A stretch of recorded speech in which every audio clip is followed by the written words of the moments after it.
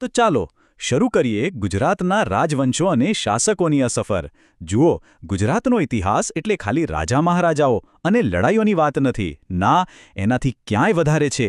આ તો કળા, સંસ્કૃતિ અને જ્ઞાનનો એક એવો ભવ્ય વારસો છે ને જે આજે પણ જીવંત છે. આપણે આજે 2000 વર્ષથી પણ લાંબી એક સફર પર નીકળવાના છીએ. એ જોવાની સફર કે આપણું ગુજરાત જે આજે છે એવું બન્યું કેવી રીતે. આ સમયરેખા જુઓ. આ એક રીતે આખી આપણી સફરનો નકશો છે. મૌર્ય સામ્રાજ્યના પ્રાચીન પાયાથી લઈને છેક 1960માં આપણા આધુનિક ગુજરાત રાજ્યના જન્મ સુધી. દરેક યુગની પોતાની એક અલગ જ વાત છે, એક અલગ ઓળખ છે, જેને આપણે એક પછી એક સમજવાના છીએ. તો શરૂઆત ક્યાંથી કરીશું? સ્વાભાવિક છે, પાયાથી. દરેક મહાન ઇમારતનો પાયો મજબૂત હોય છે. ગુજરાતના કિસ્સામાં પણ એવું જ છે. આ પાયો એ પ્રાચીન સામ્રાજ્યોએ નાખ્યો હતો, જેમણે આ પ્રદેશને પહેલીવાર એક ઓળખ આપી.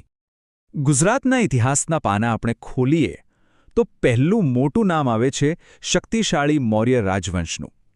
એમણે જ પહેલીવાર આ પ્રદેશ પર એક સુસંગઠિત શાસન સ્થાપિત કર્યું. મૌર્ય શાસનની સૌથી મોટી ખાસિયત એ છે કે તેઓ પાછળ નક્કર પુરાવા છોડી ગયા છે. અને એમાંય સમ્રાટ અશોકનો ગિરનાર શિલાલેખ એ ખાલી પથ્થર નથી, એ તો ગુજરાતના ઇતિહાસનો જીવતો જાગતો દસ્તાવેજ છે, જે આપણને એ સમયના શાસન અને સમાજની સીધી ઝલક આપે છે. પણ ઇતિહાસનું પૈડું તો ફરતું જ રહે છે, બરાબર ને? એટલે મૌર્ય સામ્રાજ્ય નબળું પડ્યું અને સત્તાનું કેન્દ્ર બદલાયું. હવે ગુજરાતની ધરતી પર આવ્યા શકો, જેમને આપણે ક્ષત્રપ તરીકે પણ ઓળખીએ છીએ.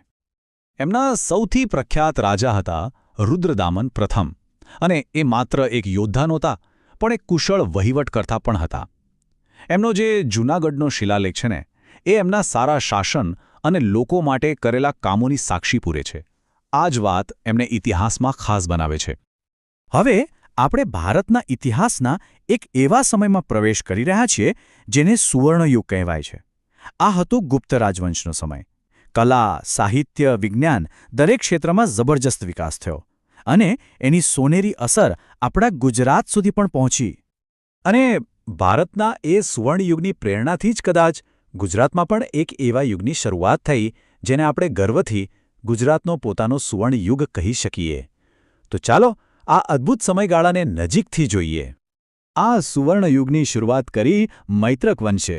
ભટ્ટારકે આ રાજવંશનો પાયો નાખ્યો અને વલ્લભીને પોતાની રાજધાની બનાવી.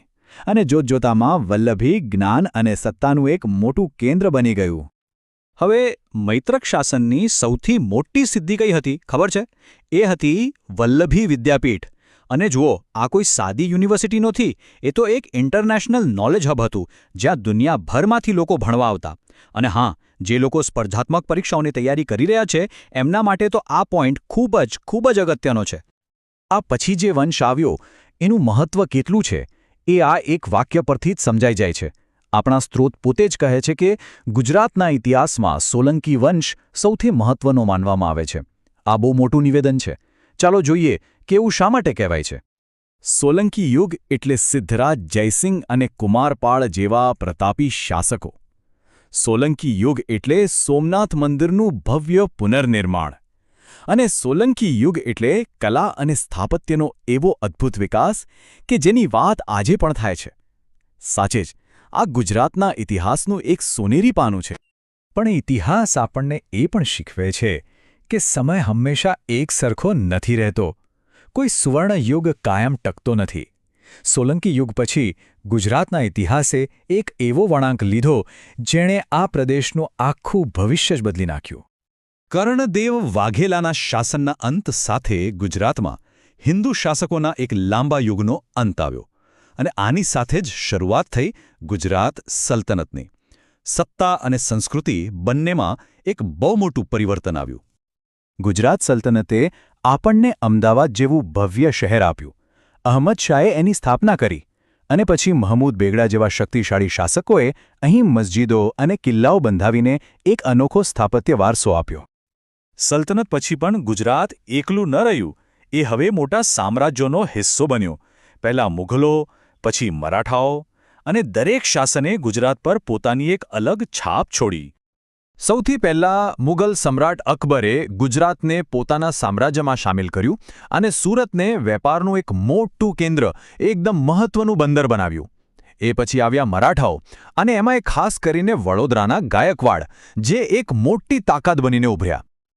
તો આપણી આ ઐતિહાસિક સફર હવે એના અંતિમ પડાવ પર પહોંચી રહી છે. હવે આપણે એ જોઈશું કે કેવી રીતે આ પ્રાચીન અને મધ્યકાલીન ગુજરાત આજના આધુનિક રાજ્યના સ્વરૂપમાં ઢળ્યું.